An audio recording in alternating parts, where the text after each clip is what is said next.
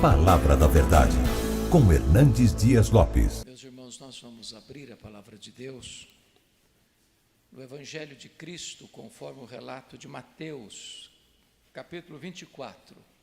Mateus, capítulo 24.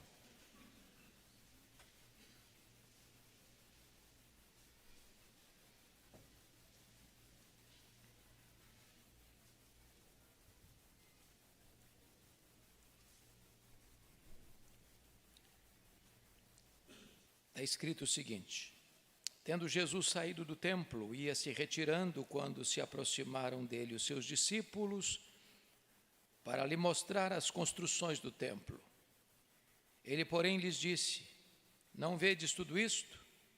Em verdade vos digo que não ficará aqui pedra sobre pedra que não seja derribada. No Monte das Oliveiras achava-se Jesus assentado, quando se aproximaram dele os discípulos em particular e lhe pediram: dize-nos quando sucederão estas coisas e que sinal haverá da tua vinda e da consumação do século. E ele lhes respondeu: vede que ninguém vos engane, porque virão muitos em meu nome dizendo eu sou o Cristo, e enganarão a muitos. E certamente ouvireis falar de guerras e rumores de guerras. Vede, não vos assusteis, porque é necessário assim acontecer, mas ainda não é o fim. Porquanto se levantará nação contra nação, reino contra reino, e haverá fomes e terremotos em vários lugares. Porém, tudo isto é o princípio das dores. Então sereis atribulados e vos matarão. Sereis odiados de todas as nações por causa do meu nome. Nesse tempo, muitos hão de escandalizar, trair e odiar uns aos outros. Levantar-se-ão muitos falsos profetas e enganarão a muitos. E por se multiplicar a iniquidade, o amor se esfriará de quase todos. Aquele, porém, que perseverar até o fim, esse será salvo. E será pregado este evangelho do reino por todo o mundo, para testemunho a todas as nações, então virá o fim. Quando, pois, virdes o abominável da desolação, de que falou o profeta Daniel, no lugar santo, quem lê entenda, então os que estiverem na Judéia fujam para os montes. Quem estiver sobre o eirado não desça a tirar de casa alguma coisa. E quem estiver no campo não volte atrás para buscar a sua capa. Ai das que estiverem grávidas e das que amamentarem naqueles dias. Orai para que a vossa fuga não se dê no inverno, nem no sábado. Porque nesse tempo haverá grande tribulação, como desde o princípio do mundo até agora não tem havido nem haverá jamais. Não tivessem aqueles dias sido abreviados, ninguém seria salvo, mas por causa dos escolhidos, tais dias serão abreviados. Então, se alguém vos disser, eis aqui o Cristo, ou ei-lo ali, não acrediteis, porque surgirão falsos cristos e falsos profetas, operando grandes sinais e prodígios para enganar, se possível, os próprios eleitos. Vede que vos tenho predito. Portanto, se vos disserem, eis que ele está no deserto, não saiais, ou ele no interior da casa, não acrediteis. Porque assim como o relâmpago sai do oriente e se mostra até no ocidente, assim há de ser a vinda do Filho do Homem. Onde estiver o cadáver, aí se ajuntarão os abutres. Logo em seguida, a tribulação daqueles dias, o sol escurecerá, a lua não dará sua claridade, as estrelas cairão do firmamento e os poderes dos céus serão abalados.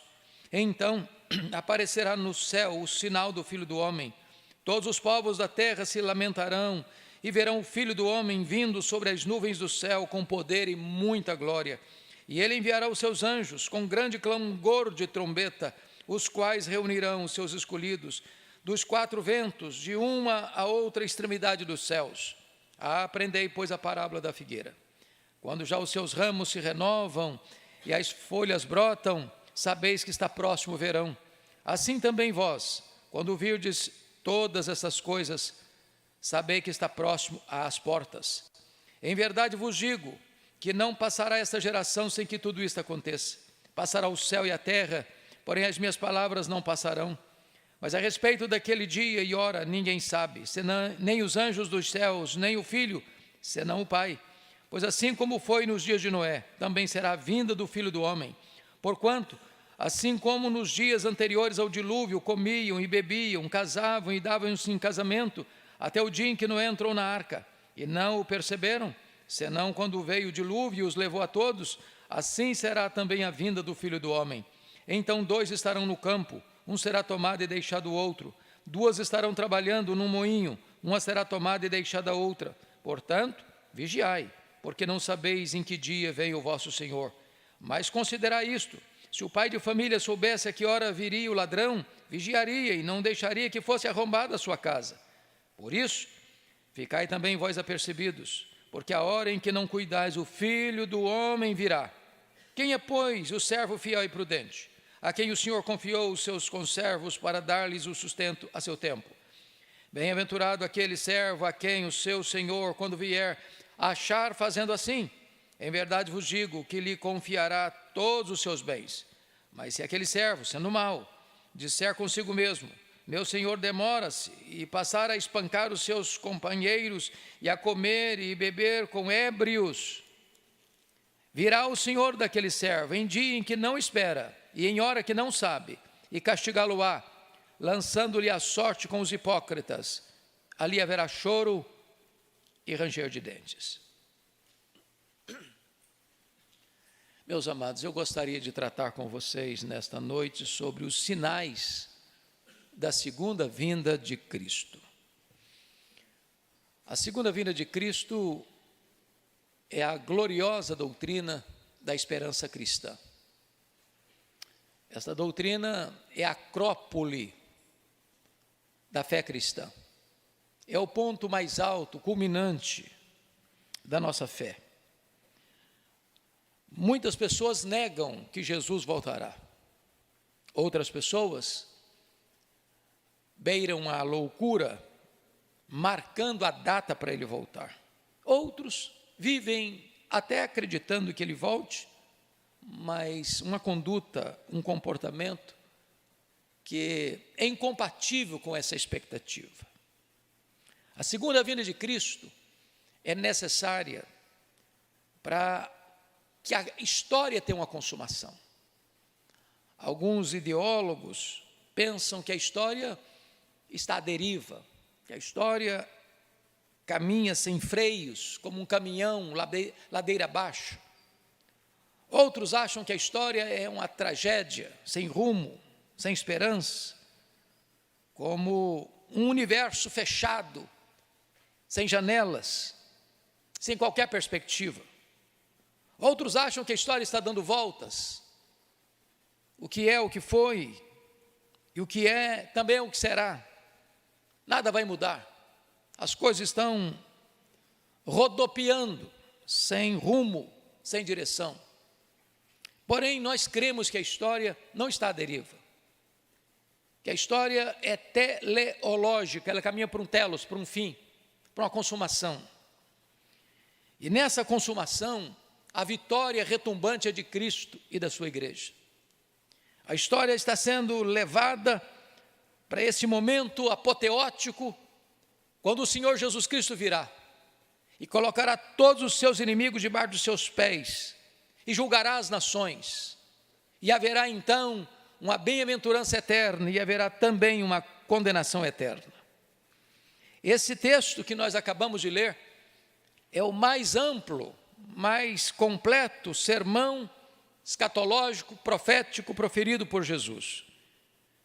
E o contexto está claro nos versos 1 e 2.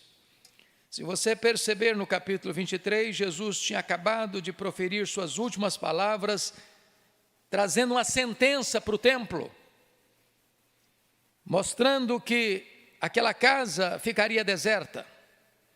E Jesus então sai do templo para nunca mais voltar nele. Jesus se retira. Está escrito no verso 1, tendo Jesus saído do templo, ia se retirando. Quando os discípulos dele chegam para ele com muita admiração, empolgados com a beleza, com a grandeza, com a magnificência daquele palácio religioso, dizem para Jesus: veja, que construções! O que está acontecendo aqui? Se você perceber, os discípulos de Jesus são todos galileus, exceto Judas Iscariotes. E eles vinham a Jerusalém periodicamente no tempo das festas. O templo de Jerusalém era o maior palácio religioso praticamente do mundo. Vocês sabem que Herodes, o Grande, que começa a ampliar e a embelezar esse templo, esse palácio de mármore branco, bordejado de ouro, era um dos edifícios mais belos do mundo. Superou, inclusive, o Templo de Salomão. Demorou-se 46 anos para construí-lo. Então, aqueles homens de uma região mais rural, ao entrar em Jerusalém, olhavam para aquele templo tão belo, tão majestoso, tão rico, tão pomposo. Então, eles estão exclamando, eles estão dizendo e mostrando para Jesus aquelas construções. E o texto nos informa que Jesus, no verso 2, diz: ele, porém, lhes disse: não vedes tudo isso? Em verdade vos digo que não ficará aqui pedra sobre pedra que não seja derribada. Jesus então traz aqui primeiro a profecia que ocorreu, cumpriu-se no ano 70, quando Tito cerca, entrincheira, sitia a cidade de Jerusalém, porque a guerra judaica começara no ano 66, e então a cidade é arrasada, e então a cidade é pisoteada, e então esse templo magnífico, majestoso, é incendiado, é destruído, é arruinado, é colocado para baixo, não ficando pedra sobre pedra. É a profecia de Jesus. Agora vejam vocês, que os discípulos agora, no verso 3, diz que no Monte das Oliveiras, entenda que Monte das Oliveiras está de frente para o templo. Ele é a entrada de Jerusalém. Quando você entra em Jerusalém pelo Monte das Oliveiras, a primeira construção que você via era o templo. No Monte das Oliveiras, verso 3, achava-se Jesus assentado, quando se aproximaram dele os discípulos em particular e lhe pediram: dize-nos, quando sucederão estas coisas? Preste bem atenção. E que sinal haverá da tua vinda e da consumação do século? Portanto, eles estão falando de duas coisas. Quando eles dizem quando sucederão essas coisas, estão se referindo à destruição do templo. Que Jesus havia dito, ficará pedra sobre pedra. Quando vai acontecer isso? É a pergunta deles. Veja que a pergunta deles tem a ver com o tempo. Quando sucederão essas coisas? A segunda pergunta já não tem a ver com o templo mais. A segunda pergunta é: e que sinal haverá da tua vinda e da consumação do século? Nós entendemos que a Bíblia mostra que a segunda vinda e a consumação do século dar-se-á no mesmo momento. Então, são duas perguntas: quando vai ser destruído o templo? E que sinal haverá da tua vinda? Como é que nós podemos saber? E é desta maneira, meus amados irmãos, que eu gostaria de então, olhando a resposta de Jesus, tratar com vocês hoje sobre os sinais da segunda vinda de Cristo. Então, vamos olhar esses sinais dentro de algumas categorias. Primeiro, sinais que mostram a graça. Veja comigo o verso 14. E será pregado este evangelho do reino por todo o mundo, para testemunha a todas as nações, então virá o fim. Quando Jesus ressuscitou e antes de ir assunto aos céus, ele deu aos seus discípulos a grande comissão. E na grande comissão, a igreja deve ir por todo o mundo, pregando o evangelho a toda criatura, fazendo discípulos de todas as nações. E agora o Senhor Jesus está mostrando que, antes dele voltar, este evangelho do reino deve ser pregado por todo o mundo. E está escrito, para testemunha a todas as nações, entendendo nações aqui como etnias. Meus amados, no primeiro século, a igreja avançou em poucas décadas de Jerusalém a Roma. E Paulo plantou igrejas nas mais diversas províncias do império. O mundo inteiro tomou conhecimento do evangelho. Porém, cada geração precisa ganhar a sua geração. Nós não podemos ganhar a geração que passou, essa já passou. Nós não podemos ganhar a geração que virá, essa não veio ainda. Então, toda geração precisa comprometer-se em ganhar a sua geração. Porém, amados, embora nós tenhamos visto a expansão do evangelho no primeiro século, e em todos os séculos Deus tem levantado pessoas, os remanescentes, os pregadores, os missionários, nós vimos recrudescer bem no começo, no final do século XVII, começo do século XVIII, as missões modernas. O mundo sendo evangelizado. Mas hoje, nós entendemos que Deus nos deu a mais ampla, a mais eloquente estratégia para alcançarmos o mundo, que são as mídias sociais. Você nota que você tem o livro, ele é limitado a uma geografia. O rádio é limitado a uma região. A televisão ela é limitada a um país.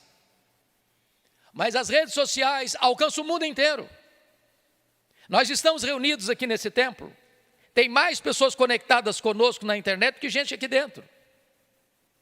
Nós não sabemos quantas pessoas são, de onde essas pessoas são, mas elas podem estar no mundo inteiro. Nós temos janelas para o mundo. E eu não tenho dúvidas, meus irmãos, de que nós estamos hoje diante do cumprimento dessa profecia, porque as mídias sociais estão alcançando as nações. Fizemos um levantamento recentemente lá na igreja de Pinheiros, constatamos que as mensagens estão chegando a 100 nações diferentes. Era inimaginável isso há algum tempo. Você pensava em pregar para a sua igreja, para a sua congregação, hoje você prega para o mundo. Hoje você prega para as nações, hoje você tem janelas abertas para o mundo e este evangelho do reino está sendo pregado, acelerando o processo, apressando o dia da volta do Senhor Jesus. Mas em segundo lugar, vejamos sinais que indicam oposição a Deus. Olha comigo aí o versículo 9, por favor, 9 e 10.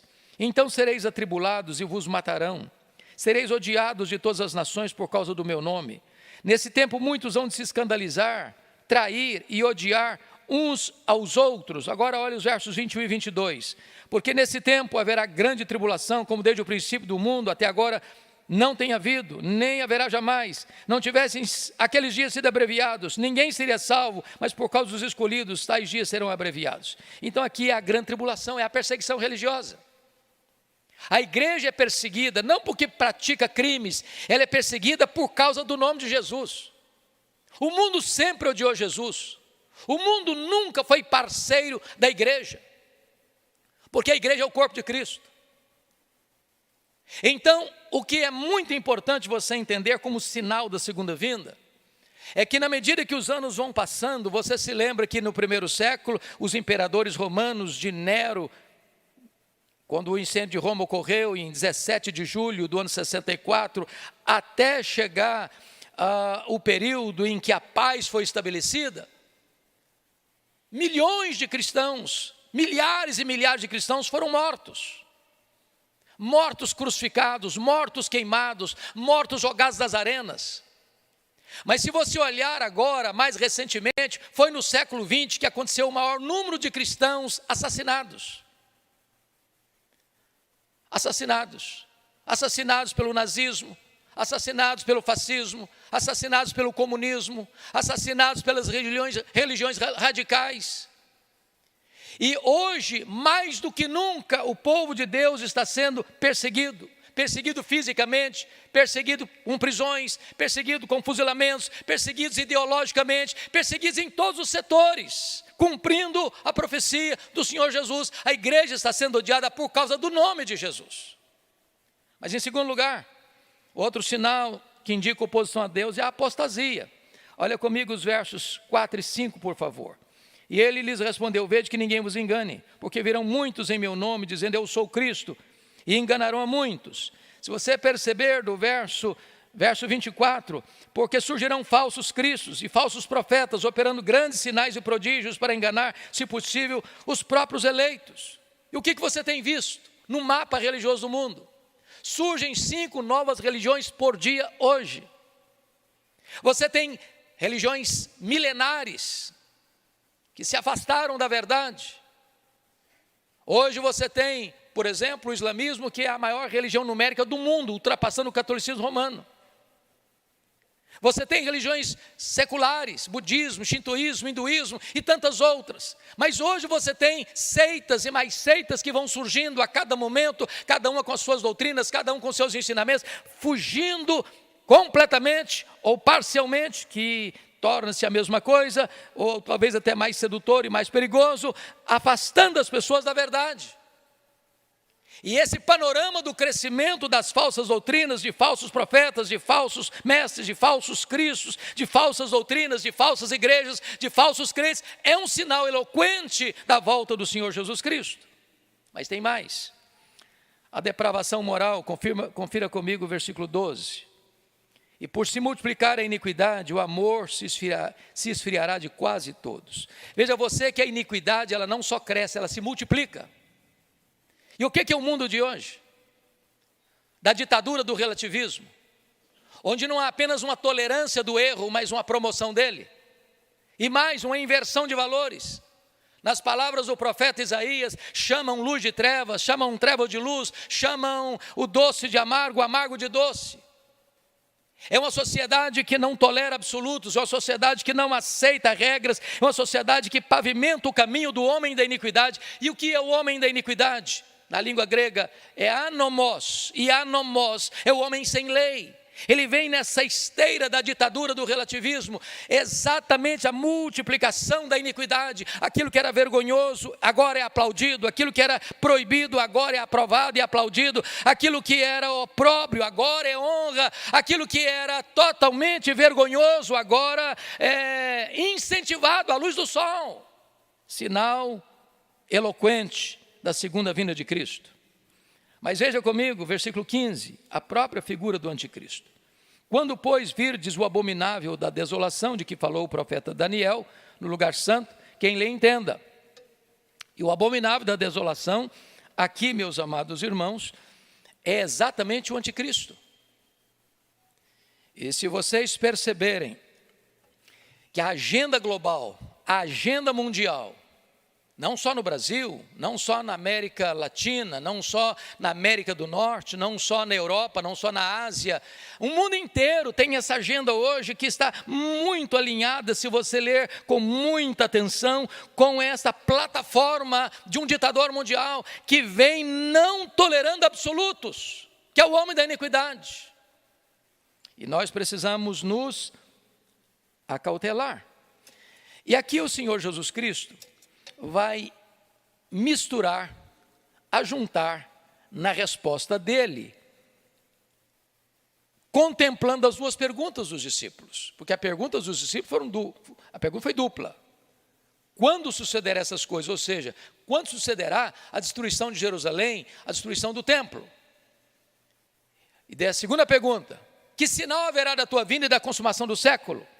Então, na mesma medida que Jesus introduz a figura do anticristo, que é o abominável da desolação, de que falou o profeta Daniel, ele vai ilustrar isso com a destruição de Jerusalém.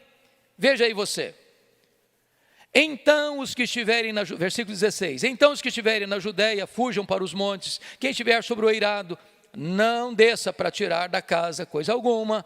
Quem estiver no campo, não volte atrás para buscar a sua capa. Ai das que estiverem grávidas e das que amamentarem naqueles dias. Orai para que a vossa fuga não se dê no inverno nem no sábado. O que ele está dizendo? É claro que ele está descrevendo aqui o cerco e a tomada de Jerusalém no ano 70. Por quê? Se você perceber, as pessoas que estavam dentro da cidade não podiam sair. Quem estava fora seria uma loucura, e lá dentro da cidade estava sendo tomada, a cidade era amuralhada. Então ele está dizendo que é um momento de urgência, que não dá para você ficar pensando em bens materiais, em salvar alguma coisa, algum objeto da sua vida, da sua indumentária ou dos seus adornos. Deixa lá, a cidade vai ser destruída. Por que ele diz, vocês devem orar? Ai das que estiverem grávidas, ai das que amamentarem. Orai para que não dê nem no inverno nem no sábado, porque no inverno Jerusalém chega abaixo de zero. E na época não tinham as botas tão preparadas para o inverno como você tem hoje. Então você não consegue caminhar rapidamente no inverno naquele período. Uma mulher grávida não consegue correr. Uma mulher que está amamentando não consegue correr. Se você percebeu, quando a Jerusalém foi tomada no ano 70, 3.000 judeus fugiram correndo e conseguiram chegar na fortaleza de Massada, às margens do Mar Morto. Então ele está tratando aqui de duas matérias, ele está falando, ilustrando aqui com a tomada de Jerusalém, com a chegada do anticristo. Mas agora, vamos ver em terceiro lugar sinais que indicam o juízo divino. Veja você comigo os versos 6 e 7. E certamente ouvireis falar de guerras e rumores de guerras. Não vos assusteis, porque é necessário assim acontecer, mas ainda não é o fim. Porquanto se levantará nação contra nação, reino contra reino, e haverá, e até aqui. Nós estamos falando agora de guerras. O mundo sempre foi manchado de sangue pelas guerras. Desde a primeira guerra que aconteceu dentro de uma casa, dentro de uma família, quando Caim mata Abel. Arnold Toynbee disse que a história da humanidade é a história das guerras. Mas o que importa observar é o recrudescimento, é o crescimento do sinal que aponta para a segunda vinda. E aí você chega no século XX, o apogeu do humanismo, e você encontra duas sangrentas guerras mundiais. 1914, 1918, Primeira Guerra, mais de 30 milhões de pessoas trucidadas. Segunda Guerra, 1939, 1945, mais de 60 milhões de pessoas trucidadas. Aí você encontra o comunismo ateu, 1917, que matou mais de 30 milhões de pessoas. Aí você vai para a China, Mao Tse Tung, mais de 60 milhões de pessoas. E você começa a perceber que as guerras truculentas, sanguinárias, perversas, nunca cessaram.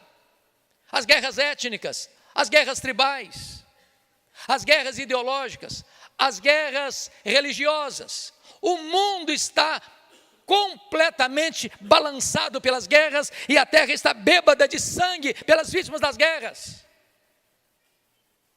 E o Senhor Jesus Cristo alertou-nos de que isso aconteceria, com mais volume, com mais intensidade. Mas notem vocês que haveria terremotos, versículo 7, e haverá fomes e terremotos em vários lugares. É claro que os terremotos, os abalos sísmicos sempre aconteceram, mas se você fizer um apanhado, um relatório, uma investigação dos abalos sísmicos e dos terremotos do século XX para cá, ultrapassam o dos outros séculos. A Terra está tremendo, as colunas do universo ou do nosso planeta estão abalados. Isso é uma prova, isso é um sinal eloquente de que o Senhor Jesus breve voltará. E ele trata aqui da questão das fomes, e Lucas, nesse mesmo texto do sermão profético, Lucas 21:11, fala não só de fomes, mas também de epidemias. E aí você vai perceber que a história sempre foi marcada por epidemias, de doenças endêmicas, ou até pandêmicas, né? A varíola, a febre amarela, que no século XIX matou tanta gente, inclusive o nosso missionário pioneiro, Ashbel Green Simonton, aos 34 anos de idade. Você tem epidemias terríveis na história, como a peste negra na Europa, que dizimou 1/3 da Europa. Você tem a febre espanhola, que foi tão letal no começo desse século passado. Mas agora, em março de 2020, você tem uma epidemia que ganha o título de pandemia, porque embora não fosse tão letal como outras, mas dizimou mais de 6 milhões de pessoas e alcançou as nações da terra, abalando o poder político, econômico e científico da história. Tudo isso precisa ser levado em conta quando você olha o mapa escatológico dos sinais da segunda vinda de Cristo. Agora veja você, como ele voltará. Como é que será a segunda vinda dele? Veja o verso 27 comigo. Ela será repentina, porque assim como o relâmpago sai do Oriente e se mostra até no Ocidente, assim será a vinda do Filho do Homem. Essa é uma figura incrível, porque todos nós sabemos o que é um relâmpago e a velocidade dele. Ele risca os céus, enquanto você olha já passou. O apóstolo Paulo, interpretando essa celeridade da segunda vinda, diz que vai ser num átomo, num momento, num abrir e fechar de olhos. E a palavra momento no grego lá é a palavra átomos, de onde vem a nossa palavra átomo. É a mesma palavra usada para o piscar, abrir e fechar de olhos, ou como faiscar de uma estrela, ou como dardejar da cauda de um peixe. Vai ser com essa rapidez que Jesus voltará. Mas em segundo lugar, essa vinda será gloriosa. Olha o verso 30 comigo. Então aparecerá no céu o sinal do Filho do Homem. Todos os povos da terra se lamentarão e verão o Filho do Homem vindo sobre as nuvens com poder e muita glória. Notem vocês que na primeira vinda de Jesus, ele veio de forma humilde. Ele nasceu de uma virgem, pobre. Ao ser enfaixado em panos, ele foi deitado num coxo de animal. Manjedoura, vem de mangiare, o lugar onde os animais comem. Ele não tinha onde reclinar a cabeça. Ele precisou de um animal emprestado para entrar em Jerusalém. Ele precisou de um túmulo emprestado para ser sepultado. Ele mesmo disse: aprendei de mim, porque sou manso e humilde de coração. Mas ele virá de uma forma gloriosa, cavalgando as nuvens, com grande poder, com grande majestade. E diz a Escritura que vai colocar todos os seus inimigos debaixo dos seus pés, e ele vai se assentar no trono e julgar as nações. Por isso, a sua segunda vinda será também absolutamente vitoriosa, conforme está escrito no verso 31. E ele enviará os seus anjos com grande clangor de trombeta, os quais reunirão os seus escolhidos dos quatro ventos, de uma a outra extremidade dos céus. Em outras palavras, ele não vai perder nenhum de seus escolhidos. Nenhum vai ficar para fora, nenhum vai ficar para trás. Todos eles serão recolhidos pelos anjos de Deus, porque a causa dele é absolutamente vitoriosa. Mas notem, meus amados irmãos, se isto é verdade, e então esse texto nos leva para a nossa conclusão, que é a necessidade da preparação para a segunda vinda de Cristo.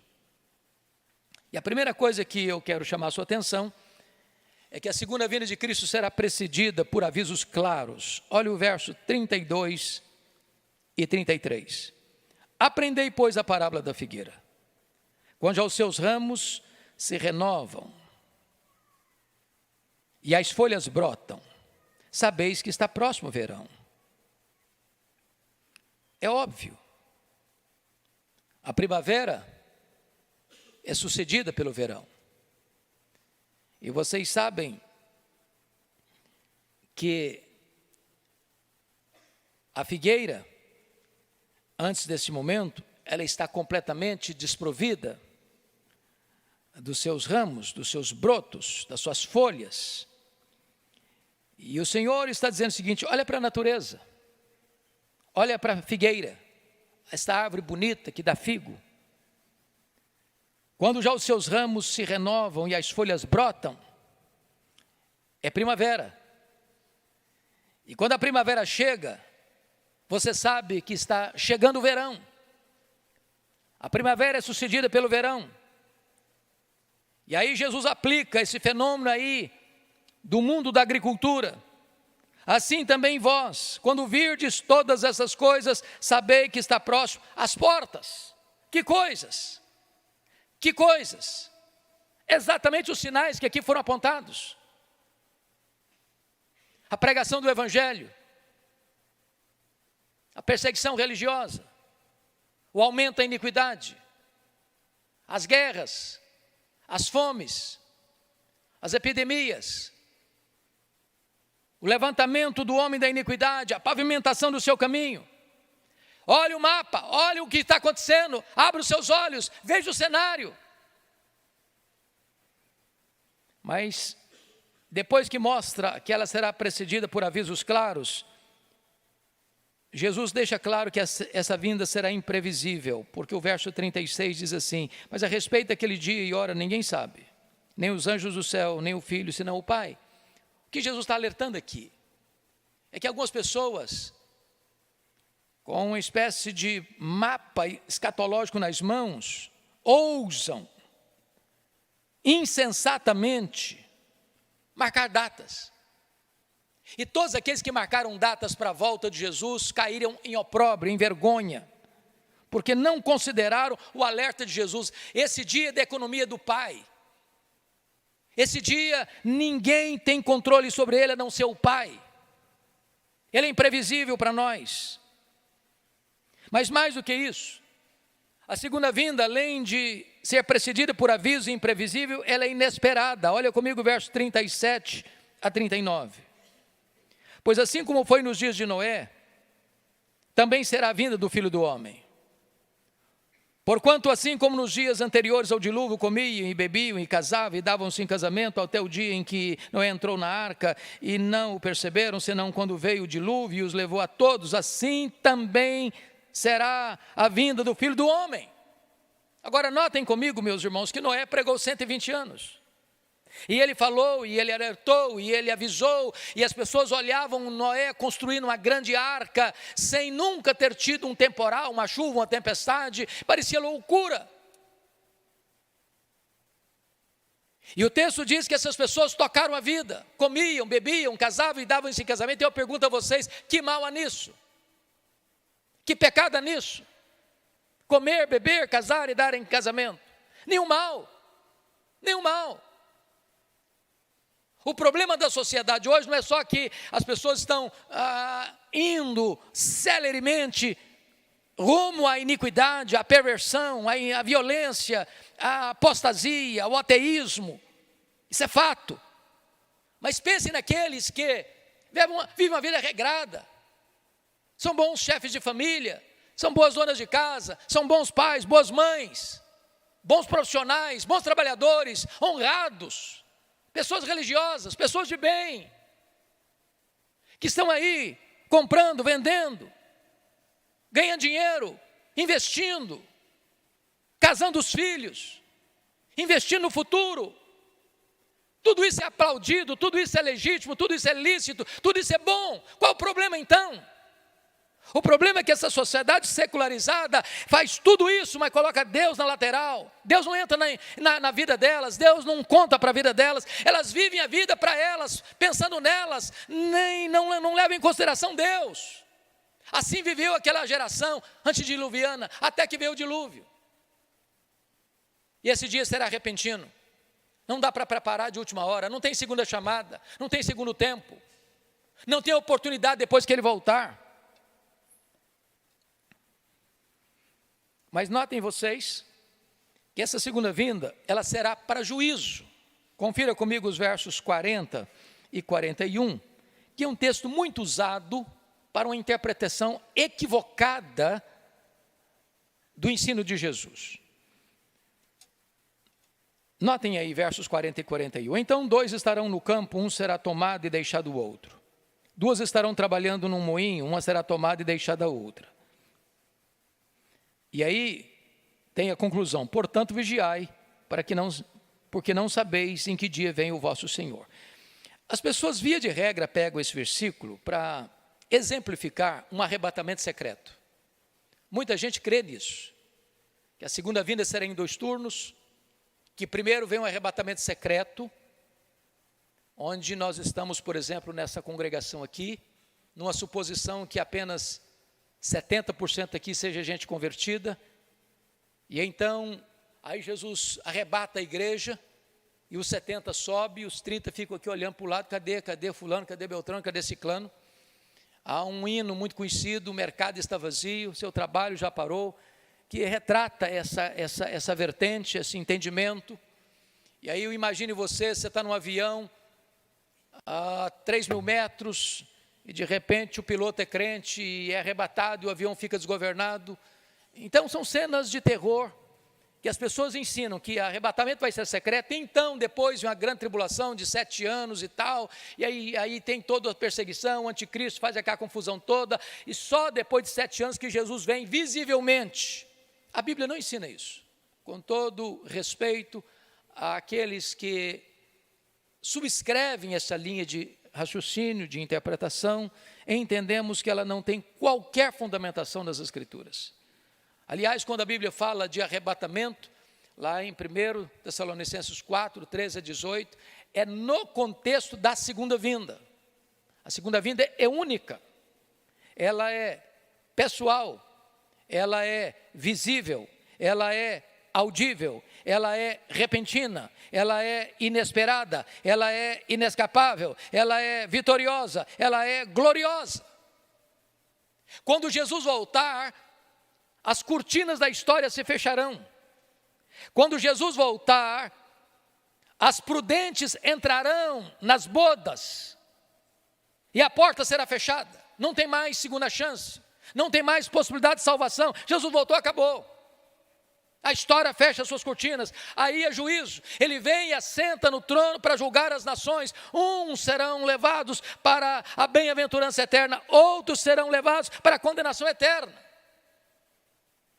Então, quando esse texto diz que uma será tomada e deixada a outra, 2 estarão no campo, um será tomado e deixado o outro, 2 estarão trabalhando no moinho, uma será tomada e deixada a outra, não é no sentido de que um é arrebatado secretamente, o outro fica. Não. Um é levado no sentido de ser recolhido, conforme já foi bem colocado aqui no versículo 31. E enviará os seus anjos com grande clangor de trombetas, os quais reunirão seus escolhidos dos 4 ventos, de uma a outra extremidade dos céus, e o outro será deixado para juízo, para condenação.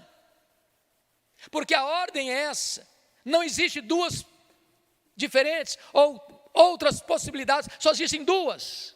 Ou alguém aí de escutar, vinde bendito meu Pai, entrai na posse do reino que vos está preparado desde a fundação do mundo, ou escutar, apartai-vos de mim, malditos, para o fogo eterno, preparado para o diabo e seus anjos. Um é levado para o seio de Abraão, para o céu, para a Nova Jerusalém, para a cidade santa, para a bem-aventurança eterna. O outro será levado para as trevas exteriores, ali haverá choro e ranger de dentes. É esta a fala do Senhor Jesus sobre o juízo. Por isso, o Senhor termina esse discurso mostrando a necessidade de vigilância. Confira comigo os versos 42 a 44. Portanto, ele está aplicando: vigiai, porque não sabeis em que dia vem o vosso Senhor. Mas considerai isto: se o pai de família soubesse a que hora viria o ladrão, vigiaria e não deixaria que fosse arrombada a sua casa. Por isso, ficai também vós apercebidos, porque a hora em que não cuidais, o Filho do Homem virá. Sabe o que Jesus está dizendo aqui? A segunda vinda não será um dia óbvio. Não será. Não é que ele diz, hoje Jesus vai voltar. Os sinais são tão claros que ele vai voltar. Você bota uma roupa branca, só para um alto monte, para você ser levantado mesmo. Não vai ser assim não. Vai ser um dia comum. Você vai levantar, levar filho para a escola, pegar filho na escola, você vai levantar, ir para o seu trabalho, voltar do seu trabalho, você vai levantar para passear, para viajar, para conferência, para lazer, você vai levantar, tomar café, talvez até falar mal dos outros, espero que você não faça isso, essas agendas todas. E ele vem, numa hora que ninguém espera, repentinamente, inescapavelmente. Então vigie. E aí Jesus conclui com a ilustração da parábola do bom servo e do mau servo. O que é o servo fiel e prudente? O Senhor confia a ele os seus conservos, para dar a ele sustento a seu tempo. E aí o Senhor, quando vem, encontra aquele servo fazendo exatamente o que ele devia ter feito mesmo, que foi encarregado para fazer. E porque o servo é fiel, quando ele vem, ele confia mais bens ainda. O Senhor vem trazendo o seu galardão. Ele é o supremo pastor que vem para galardoar o seu povo. Você já imaginou o que é o galardão? O que ele preparou para você? De você ter um corpo glorificado?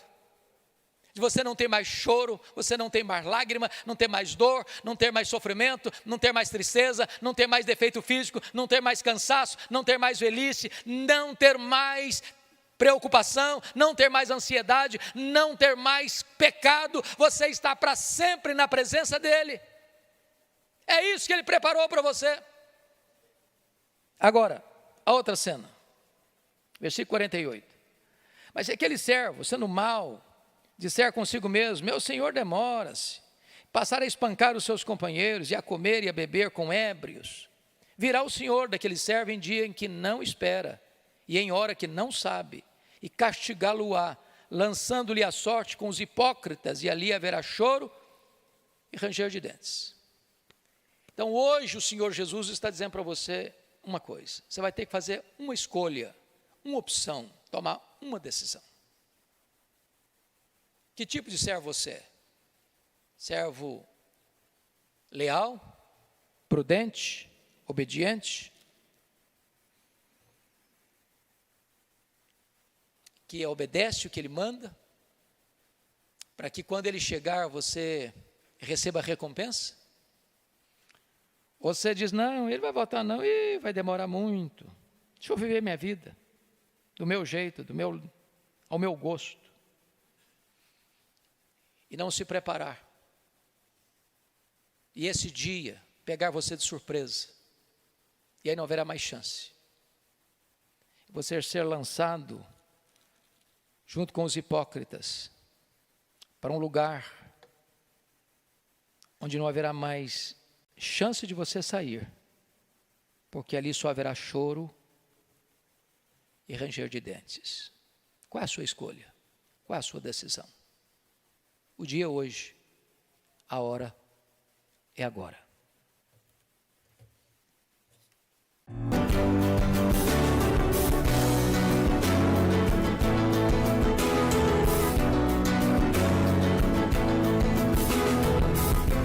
Palavra da Verdade, com Hernandes Dias Lopes.